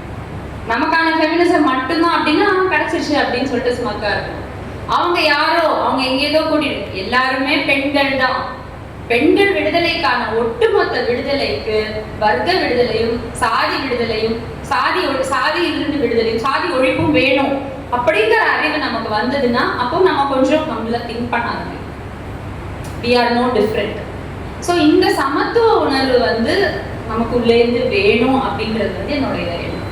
ஸோ we have to, நம்மளுடைய வேலை அதிகமா இருக்கு. ஒரு பக்கம் வந்து ஓகே, நம்ம இருக்கிற இடத்துல இருந்து அடுத்த கட்டத்துக்கு எப்படி போகணும் அப்படிங்கறத நம்ம சிந்திக்கணும். ஒட்டுமொத்த பெண்களுக்காகவும் சிந்திக்கும் போது then we have a lot to learn from every class women and every caste women. So அதுக்கு வந்து we have to a little என்ன சொல்றது, மனசு வந்து கொஞ்சம் என்ன சொல்றது, அதுக்காக தான் இந்த சமூக நீதி புரிதல்கள் தேவையா இருக்கு. அதுக்காக தான் நம்ம நிறைய படிக்க வேண்டியது. பெரியாரை வாசிக்க வேண்டியிருக்கிறது, அம்பேத்கரை வாசிக்க வேண்டியிருக்கிறது. அமைப்புகளில் இருந்து செயல்படுவது மட்டும் இல்லை, இயக்கங்கள் எல்லாரோடையும் சேர்ந்து செயல்படுவதை தாண்டி ஆர்கானிக் இன்டெலெக்சுவல்ஸாக பெண்கள் இருக்க வேண்டிய அவசியம் ஒன்று இருக்கிறது. ஏன் அப்படின்னா எல்லாமே வந்து யாரோ சொல்லி கொடுக்கறதான் நம்ம செய்வோம். ஓகே, நீ படி, இனிமே நீங்கள் படிக்கலாம் அப்படின்னா படிக்கிறோம். கஷ்டப்பட்டு யாரோ வாங்கி கொடுக்குற உரிமைகளை நாம் பயன்படுத்தி கொண்டு அடுத்த லெவலுக்கு போறதுக்கு பதிலாக நமக்கு என்ன தேவை, அடுத்த லெவலுக்கு என்ன, இந்த சொசைட்டியை மாற்றக்கூடிய திறன் நமக்கு இருக்குன்னு நம்ம முதல்ல நம்பணும். we are still in the victim mode. அப்படி இருக்க வேண்டாம். நம்ம விக்டிம் மோடுல நம்ம இருக்க வேண்டாம். அதுக்கு வந்து நம்ம வாசிப்பறிவு வரும்போதுதான் ஆணுக்கு பெண் சரிநிகர் சமானம்னு நம்மளே உணர்வோம். அதுக்கு யாரோட அங்கீகாரமும் தேவையில்லை என்பதை நாம் உணர்வோம். ஸோ அதுக்காக தான் வந்து என்ன சொல்றதுன்னா, வாசிப்பும் எழுத்தும் நம்மளை வந்து அந்த இடத்துக்கு நிச்சயமா கூட்டிட்டு போகும். அது வரும்போதுதான் வந்து நமக்கு ஏன் வந்து இந்த சனாதனம் அப்படின்னு சொல்றாங்க இல்லையா? சனாதனம்னா என்ன? பிறப்பால் உயர்ந்தது தாழ்ந்தது. அப்ப பிறப்பாலே வந்து பெண் தாழ்ச்சியானவள் அப்படிங்கிற கருத்து வந்து எல்லார் மைண்ட்லயும் இருக்கு. ஏதோ ஒரு வகையில வந்து எல்லார் மைண்ட்லயும் இருக்கிறதுனால தான் நம்ம வந்து என்ன சொல்றது, இதுல இருந்து நிச்சயமா வெளியில வர முடியல. 1000 தான் இருந்தாலும் நீ வந்து பெண் தான் அப்படிங்கிற ஒரு எண்ணத்தை வந்து நமக்குள்ளேயே இருந்துகிட்டே இருக்கு. So how to break that? அதுக்காக தான் we have to read history. We have to keep going back to the past. We can never, அதாவது நம்ம ஹிஸ்டரி எப்படி எங்கேருந்து வந்தோம் அப்படிங்கறத ஞாபகம் வச்சுக்காம நம்ம அடுத்த லெவலுக்கு போகவே முடியாது. ஸோ நம்ம அடிமைப்படுத்தப்பட்ட வரலாறு எல்லாத்தையுமே தெரிஞ்சுக்கணும். இதுக்கு வந்து இந்த புக்கு நீங்க படிச்சிருப்பீங்கன்னு நினைக்கிறேன். I don't have to introduce it. உலக வரலாற்றில் பெண்கள், women's history of the world படிச்சிருக்கீங்களா? ரோசலின் மைரோட. அப்போ அதை படிச்சாலே நமக்கு தெரிஞ்சிருமே நம்ம எங்கேருந்து எங்க வந்திருக்கோம். எனக்கு அது வந்து ஒரு மிகப்பெரிய ஒரு திறப்பை கொடுத்துச்சு. Reading that book was life changing for me. பரிணாம வளர்ச்சிக்கான முக்கிய காரணமே பெண்கள் தான். அந்த புக்ல ஒரு லைன் வரும், நீங்க படிச்சிருந்தாலும் பரவாயில்ல, நான் சொல்றேன், நான் ப்ரிப்பேர் பண்றது எனக்கு சில பாயிண்ட்ஸ் தான். ஸோ என்ன அப்படின்னா, எவல்யூஷனுக்கு முக்கியமான ரீசன் வந்து பெண்களாக தான் இருந்திருக்காங்க. It is the female jeans that have help evolution. அதுக்கு ஒரு சின்ன எக்ஸாம்பிள் என்னன்னா, உலகம் பூரா வந்து மனிதர்களுக்கு வலதுகை பழக்கம் தான் இருக்கு, இடதுகை பழக்கம் இல்லை. எந்த எத்னிசிட்டியா இருந்தாலும் எந்த ரேஸா இருந்தாலும் we all have என்ன சொல்றது, we are all right handed by default except for a few exceptions. இது என் புக்கை படிச்சவங்க கண்டிப்பா இது கான்செப்ட் பண்ண முடியும். அவ படிக்கல, திருப்பி போய் படிச்சுட்டாங்க. Not to deal it. எனக்கு சந்தோஷம் தான். என்னன்னா, பெண் தான் வந்து, அதாவது நம்ம சொல்லுவாங்க இல்லையா, நீங்க சயின்டிபிக்கா இப்போ வாட்ஸ்அப் விஞ்ஞானிகள் கூட வரும், பொட்டு வைக்கிறதுக்கு வந்து ஒரு 4 சயின்டிபிக் ரீசன் வரும். நீளமான முடி இருந்தா அதனால பெண்களுக்கு என்னன்னு சொல்லிட்டு இதெல்லாம் வந்து ஃபார்வர்ட் பண்ணிட்டு இருப்பாங்க குடும்பத்துல. அதாவது என்னெல்லாம் பிற்போக்குத்தனம் உண்டோ அதை சும்மா சொன்னா இப்ப நாம நினைச்சுக்க முடியாது அப்படின்னு சொல்லிடுவோம். படிச்சிருக்கோம், சிந்திக்கிறோம் இல்லையா? அப்ப நம்மள அடக்கிறதுக்கு என்ன, இதுக்கு விஞ்ஞான அடிப்படை இருக்கு அப்படி இப்படின்னு அபத்தங்களை வந்து பரப்பிக்கிட்டு இருக்காங்க. ஸோ அதுக்காக தான் நம்ம வந்து கல்வி, நம்ம பாடக்கல்வி, பொருளாதாரத்துக்காக வந்து நம்ம படிக்கக்கூடிய கல்வியை தாண்டி நம்ம வாசிப்பு அதிகமா இருக்கணும். இப்ப இந்த புக்ல வந்து என்ன சொல்லியிருக்காங்க அப்படின்னா, பெண்கள் வந்து எந்த காலத்துலயும் குகையில சும்மா உட்காந்துட்டு ஆண்கள் கொண்டு வரதை சாப்பிட்டு அப்படியெல்லாம் இல்லை. ஆணும் பெண்ணும் சேர்ந்து குழந்தைகள் பிறந்ததுக்கு அப்புறம் கூட குழந்தையை இடது கையில் வைத்துக் கொண்டு பெண் வேட்டையாடினார், மரங்களை வெட்டினார். ஆணை விடவும் பெண் மிகவும் வலிமை வாய்ந்தவளாகவும் வீரம் வாய்ந்தவளாகவும் தனித்து வாழக்கூடியவளாகவும் தான் ஆதி காலத்திலேருந்து இருந்திருக்காங்க. ஸோ அப்படி இடது கையில குழந்தைய வச்சுட்டு வலது கையாலேயே எல்லாம் செஞ்சதுனாலதான் உலகம் பூரா வந்து மனிதர்களுக்கு வந்து வலது கை பழக்கம் இருக்கு. இதை படிக்கும் போது எனக்கு பெண் சக்தியின் என்ன சொல்றது, வீரியத்தை உணர முடியும். அப்ப இவ்வளவு சக்தி வாய்ந்த ஒரு இனத்தை அடக்கி வைத்திருப்பது அவள் மூளையை பிரெயின் வாஷ் பண்ணி, பிரெயினை வந்து கண்ட்ரோல் பண்ணதுனால மட்டும். அப்ப நம்ம பிரெயினை ஃப்ரீ பண்ண வேண்டிய விஷயம் எவ்வளவு இருக்கு. இதுக்கு இன்னொரு விஷயம் சொல்றேன். இப்போ வரைக்கும் நம்ம பிரெயின் எப்படி கண்ட்ரோல் பண்ணிட்டு இருக்காங்கிறது ஒரு சிம்பிள் கான்செப்ட் இருக்கு. That is called mansplaining. Mansplaining ஒரு கான்செப்ட். அப்படின்னா என்ன தெரியுமா, இப்படி இன்ட்ராக்ட் பண்ண மேன்ஸ்பிளைனிங் தெரிஞ்சவங்க யாராவது இருந்தா சொல்லுங்க. சும்மா கெஸ் பண்ணுங்க. மேன்ஸ்பிளைனிங் ரமா உங்களுக்கு தெரியும், சும்மா நிறைய உங்களுக்கு தெரியும், அவங்க சொல்ல மாட்டேங்க. ஓகே, ஒரு இதுல ஒரு சின்ன கதை இருக்கு. அமெரிக்க எழுத்தாளர் ரெபேக்கா அப்படிங்கிறவங்க தான் இந்த டேர்மை ஃபர்ஸ்ட் யூஸ் பண்ணாங்க. என்ன அப்படின்னா, அவங்க ஒரு ரைட்டர், அவங்க ஒரு பார்ட்டிக்கு போயிருக்காங்க. அந்த பார்ட்டியில வந்து ஒருத்தர், நம்ம ரமேஷ் தோழர் மாதிரி ஒருத்தர், அவர் வந்துட்டு பயங்கரமா ரெபேக்கா கிட்ட பயங்கரமா பேசியிருக்காரு. ரெபேக்காவும் இன்ட்ரெஸ்டிங்கா அவங்க கிட்ட பேசுவாங்க. அவர் வந்து கேட்குறாங்க, நீங்க என்ன பண்றீங்க அப்படின்னு ஒரு சின்ன குழந்தைகிட்ட கேட்குற மாதிரி கேட்குறாங்க. ஐ எம் ரைட்டர் அப்படின்னு. ஓ அப்படியா, சூப்பர் சூப்பர், என்ன எழுதிருக்கீங்க அப்படின்னு கேட்குறாரு. அகைன் ஒரு 7th ஸ்டாண்டர்ட் பிள்ளைகிட்ட கேட்குற மாதிரி. இவங்க உடனே தான் எழுதின புக்ஸ் எல்லாம் பத்தி சொல்றாங்க. She is actually a very serious writer. ஒரு பல 5-6 புக்ஸ் எழுதியிருக்காங்க. இண்டஸ்ட்ரியலைசேஷன் வந்து சமூகத்தை எப்படி தாக்குச்சுன்ற ரொம்ப சீரியஸான புக். அவர் ஏதோ கோலமாவு புக்கு, ஏதோ பெண்கள் கவிதைகள் ஏதோ எழுதியிருப்பா போல இருக்கு அப்படின்னு நினைச்சு அவர் கேட்டிருக்காரு. பட் இவங்க இதை பத்தி நான் எக்ஸ்பிளைன் பண்ணோன்னே அவர் கொஞ்சம் அசந்துட்டு he stops her midway and says, இதை பத்தி வந்திருக்கிற ரீசெண்டா வந்திருக்கிற ஒரு முக்கியமான புக்கை நீங்க படிச்சிருக்கீங்களா, அதை நீங்க கண்டிப்பா படிக்கணும் அப்படி இப்படின்னு சொல்லிட்டு அந்த புக்கை பத்தி பேச ஆரம்பிக்கிறாரு. ரெபேக்கா பேசுறது நிறுத்திட்டு அப்படியே கம்முன்னு இருந்துடுறாங்க. அப்ப ரெபேக்காவோட ஃப்ரெண்டு பக்கத்துல வந்து நின்று, சார் நீங்க சொல்ற அந்த புக் எழுந்தது ரெபேக்கா தான். அவர் முகம் போன போக்க வந்து நம்ம இமேஜின் பண்ணிக்க முடியும். The thing is, he could not digest that it was she who had written the book. இவங்க ரெண்டு பேரும் போய் வெட்டிச்சு சிரிக்கிறாங்க. அப்புறமா அடுத்து வந்த சுத்தி இருக்கிற பெண்கள்லாம் என்ன விஷயம் அப்படின்னு கேட்கும்போது இந்த இன்சிடென்ட்டை ரிலேட் பண்றாங்க. அப்போ பாத்தீங்கன்னா ரெபேக்காக்கு மட்டும் இல்ல, ஒவ்வொரு பெண்ணுக்கும் இந்த மாதிரி ஒரு இன்சிடென்ட் நடந்திருக்கு. உங்களுக்கும் நடந்திருக்கும்னு நான் நினைக்கிறேன். நடந்திருக்கா? வீட்டிலையும் நடக்கும், வெளியிலயும் நடக்கும். வீட்லயும் நம்ம தான் கஷ்டப்பட்டு சமைப்போம். இதுக்கு வந்து நீ வந்து பச்சை மிளகாக்கு பதிலாக காஞ்ச மிளகா போட்டிருக்கணும்னு சமையல் பட்டு பக்கமே வராத ஏதாவது ஒரு மாமா சொல்லியிருப்பாரு. சொல்லுவாங்களா? இது நீங்க அப்படி அரைக்கணும், இப்படி அரைக்கணும், தலையெழுத்து தலையில அடிச்சுட்டு நம்மளும் பேசாம போவோம். ஏன்னா எதிர்த்து பேச மாட்டோம், பிரச்சனை வரும். பணியிடங்கள்லயும் இது நடக்கும். மீட்டிங்ஸ்ல they never let us talk. நம்ம சொல்ற ஐடியாவை அவங்களே சொன்ன மாதிரி பண்ணிப்பாங்க இல்லையா? But because every place is dominated by men, ஒரு பீஸ் இது பண்ணதுக்காக இது ஒரு பெண்ணோட சாதுரியம் தான். எல்லா இடத்துலையும் சண்டை போட்ட கிளம்பு அப்படின்றவாங்க இல்லையா? ஸோ நம்ம வந்து for lot of personal risks avoid பண்ணுறதுக்காகவும் அட்வான்டேஜஸ்க்காகவும் நம்ம வந்து டம் டவுன் பண்ணுறோம் இல்லையா? அண்ட் நமக்கு தெரிஞ்சதையே நமக்கே எக்ஸ்பிளைன் பண்ண ஒரு டாக்டர் சொல்லியிருக்காங்க, ஒரு எம்டி, ஷீஸ் என்ன சொல்றது, எமினன்ட் டாக்டர் இன் லண்டன். அவங்களுக்கு வர்ற மேல் பேஷண்ட் வந்து அவங்களுக்கே அட்வைஸ் பண்ணுறாங்க. I'm like flabbergasted. நான் டாக்டர், அவன் என்கிட்ட வைத்தியத்துக்கு வந்திருக்கான். ஆனா வந்து நான் வந்து அட்வைஸ் சொல்லும்போது அது the male mind cannot accept that the woman knows more. She is supposed to be docile. இதுதான் வந்து பிரச்சனை. இந்த பிரச்சனை வந்து எல்லாருக்கும் இருக்கு இல்லையா? குழந்தை மாதிரி கியூட்டா இருந்தா பிடிக்கும் அவங்களுக்கு, நடிக்கிறோம். ஆனா என்னன்னா நடிச்சு அதுதான் நம்ம நம்பிக்கை ஆரம்பிக்கிறோம். We are not that. We should never be dumbed down. We should never be silenced. இதை வந்து இந்த இன்டர்னலைஸ்டு மிசோஜினி இருக்குல்ல, நம்ம ஒருத்தருக்கும் இருக்கு. நான் நினைக்கிறேன் இதை தான் வந்து நம்ம கலைய ஆரம்பிச்சோம்னா அப்போ நம்ம எதிர்பார்க்குற அந்த சென்சிட்டைசேஷன் என்னென்ன நம்ம வந்து அதிகார இடங்கள்ல பண்ணணும்னு நினைக்கிறோமோ அது ஈஸியா இருக்கு.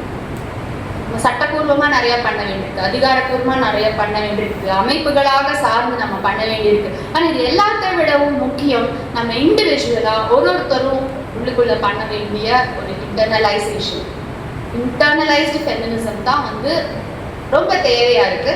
அது படித்திருக்கிறோம், கல்வி அடைந்திருக்கிறோம், பொருளாதார சுதந்திரம் அடைந்திருக்கிறோங்கிற பெண்கள் வந்து இதை வந்து அடுத்த கட்டம் அவங்க பண்ண வேண்டிய முக்கியமான பணியை நான் இதுதான் நான் நினைக்கிறேன்.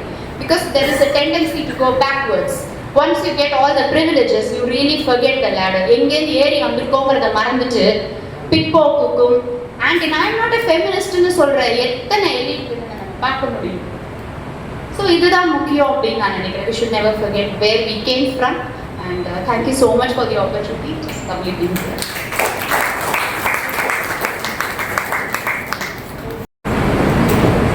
Thank you ma'am. நாங்கள் படிச்சிருந்தாலும் தெரிஞ்சிருந்தாலும் எங்கள் சீஃப் கெஸ்ட் என்ன மாதிரி அதை கொண்டு வந்துறதை நாங்கள் டிஸ்டர்பே பண்ணுறதில்லை. உங்கள் மூலமாகவே தெரிஞ்சுக்கிறதுக்கும் உங்களுடைய கருத்துக்கள் நன்றி. ஒரு ஆழமான உரை. இவங்க பேசுகிறத கேட்டப்பறம் அந்த யூடியூப்ல 2 நாளாக ஒன்று வந்துட்டு இருக்குது. ஒரு பையனும் அப்பாவும் இன்டர்வியூ வராங்க. அப்பா தான் கார் ஓட்டிட்டு வராரு, பையனை கூட்டிட்டு வராரு. கம்பெனியில இன்டர்வியூவை அட்டன் பண்ணிடுறாங்க. 1 மணி நேரத்தில் ரிசல்ட் சொல்லுவோம் அப்படின்றாங்க. ஒரு டீயை குடிச்சிட்டு திருப்பி அப்பாவும் பையனுமா வந்து காரில் உட்காந்துட்டு இருக்காங்க. 2 பேரும் பக்கத்துல இருக்காங்க. பையனுக்கு வந்து ஒரு மெசேஜ் வருது, congratulation son, you got this job அப்படின்னு வருது. அவனுக்கு ரொம்ப சந்தோஷமாயிடுச்சு. இப்போ நமக்கு ஒரு கொஸ்டின் இருக்கு, அப்பா பக்கத்துல தானே இருந்தாரு, அப்ப யார் அந்த மெசேஜ் அனுப்புனாங்க? பையனும் அப்பாவுமா வந்தாங்க, இன்டர்வியூ அட்டன் பண்ணாங்க, ரிசல்ட்டுக்காக அந்த கார்லயே தான் வெயிட் பண்ணிட்டு இருக்காங்க. மெசேஜ் என்ன வந்துச்சு? Congratulation son, you got this job அப்படின்னு விஷ் பண்ணி வந்துச்சு. அதை அனுப்பினது அதான், இதுல ஒரு ட்ரிக் இருக்கு. அதை அனுப்பினது அந்த கம்பெனியோட சிஇஓ வேற. அந்த கம்பெனியோட சிஇஓவே அனுப்பியிருக்காங்க. அவங்க யாரு, அந்த பையனுக்கு என்ன வேணும் அப்படின்னு கேட்டா, இது வந்து ஒரு யூபிஎஸ்சியில் இன்டர்வியூ கொஸ்டின் ஆகுது. ஒரு 4 பேரை வச்சு இன்டர்வியூ பண்றப்ப அந்த பசங்க ஒன்னொன்னு என்ன சொல்லுதுன்னா, பக்கத்துல இருந்த ஃபாதர் வந்து ப்ரீஸ்டா இருந்திருப்பாரு, ஃபாதர் கூப்பிட்டோம்ல அவர் யாராவது கூப்பிட்டு வந்திருப்பாங்க, அதனால வந்து உண்மையான அப்பா வந்து அங்க இருந்து சிஇஓவா இருந்திருப்பாரு அப்படின்னு இந்த மாதிரி வேற வேற பதில தான் சொன்னாங்களாம். ஆனா உண்மையான பதில் என்ன தெரியுமா, அந்த கம்பெனியோட சிஇஓ அவங்க அம்மா. அதனால இதுல இருந்து என்ன சொன்னாங்கன்னா, ஒரு உயர்ந்த பொசிஷன்ல ஒரு பெண்ணை கற்பனை செய்வதற்கு கூட நம்முடைய மனம் தயங்குகிறது. நமக்கு வரவே இல்லை, தோணவே இல்லை. ஏன் அந்த சிஇஓ அம்மாவா இருக்கக்கூடாது, சன் அப்படின்னு வரதுனால தான் அப்படின்னு சொல்லவே தவிர வேற வேற ஆண்கள் எல்லாம் யோசிக்கிறோமே தவிர ஒரு பெண் ஒரு உயர்ந்த நிலையில் இருப்பாள் அப்படிங்கிறத கூட நம்ம மனசு ஒத்துக்க மாட்டேங்குது, அதை முன்வைக்க மாட்டேங்குது அப்படின்வாங்க. அப்படி ஒரு நல்ல நம்மளை எல்லாம் தூண்டி விடுற மாதிரி ஒரு அருமையான பேச்சை வந்து கொடுத்துருக்குறாங்க. ரொம்ப நன்றி மேம், தேங்க்யூ. இப்போ சிறப்பு விருந்தினர் கையால நம்ம பரிசளிப்பு நம்மளை என்டர்டெயின் பண்ணாங்க, உங்களுடைய நேரத்தை எல்லாம் கொடுத்தாங்க. நம்முடைய தோழியருக்கு பரிசளிப்பு. பாடல் பாடியவர்கள் பாருங்க, நம்மகிட்ட இருக்கிற டேலண்ட் தான். காலையில வந்து பிடிச்சி கடகடன்னு பிடிச்சிட்டாங்க. நன்றி, ரொம்ப அழகா பாட்டீங்க மேடம். நான் அந்த பாட்டை நிறைய கேட்டிருக்கோம், ரொம்ப அருமையா இருந்தது. லதா சுந்தர், இந்த லதா டீம் தான். லதா சுந்தர், லதா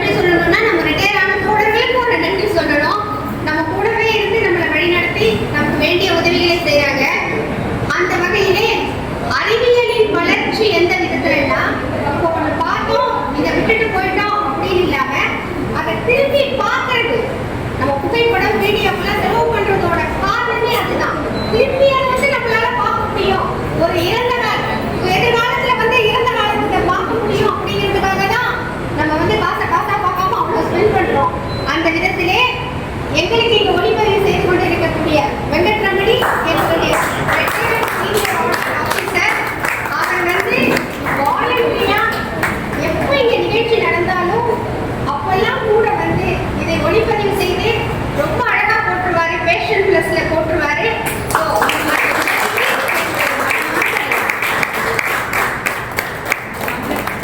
ஆடியன்ஸ்க்கு இன்னொரு ரெக்வெஸ்ட் பண்ணணும், நம்ம அவருக்கு ரெண்டுமே பே பண்றது இல்ல, அட்லீஸ்ட் இதை பார்த்துட்டு இந்த கமெண்ட்ஸ்ல ஒரு கமெண்டாஸ் போடுங்க, கமெண்ட்ஸ் மட்டும் போடுங்க. அந்த விதத்துல நம்ம ஒரு சின்ன உதவி செய்யலாம். Thank you sir.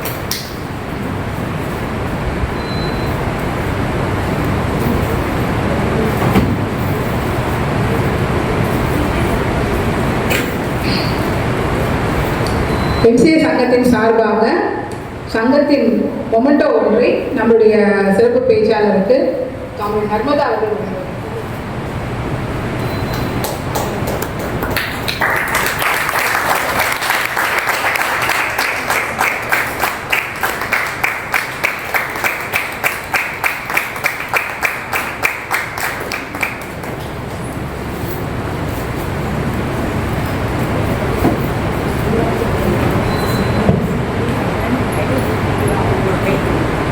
அடுத்து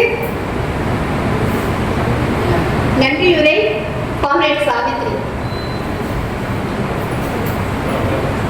அதுக்கு முன்னாடி திருப்பி இவங்க அப்படியே வெட்டப்பட்டு முகத்தை மூடிப்பாங்க. குறும்படத்தில் நடிச்சிருக்காங்க. அவங்க நடிக்கிற குறும்படங்கள் எல்லாம் பரிசு வாங்குது. இப்போ ரீசெண்டாக என்ன கூந்தலுக்கு அப்படின்னு ஒரு குறும்படம், பெரிய நீளமாக முடியெல்லாம் வச்சுட்டு ரொம்ப அழகாக க்யூட்டாக பண்ணியிருப்பாங்க. அதே மாதிரி மெட்ராஸ் நைட்டில் மெட்ராஸ் எப்படி அப்படிங்கிற ஒரு குறும்படம், அதுவும் வந்து இந்த மியூசியத்தில் அவங்களோட ப்ரைஸ் வாங்கியிருக்காங்க. ஸோ இவங்க வந்து ஒரு பன்முகை, அது கீதா இளங்கோவன் தான். ஆனால் இவங்களும் அதில் ஒரு பாட்டு, கீதா இளங்கோவனோட குறும்படம் தான் ரெண்டுமே, இவங்க அதில் பண்ணியிருக்காங்க. இவங்களுக்கும் அந்த பாட்டு இருக்குது அப்படின்னு சொல்லுவாங்க. அப்புறம் அவங்களுடைய இதுலலாம் பார்த்தீங்கன்னா அவங்க ஃபேஸ்புக்லாம் போய் பாருங்க, நிறைய பாட்டு பாடுவாங்க. பன்முக வித்தகி அவங்க.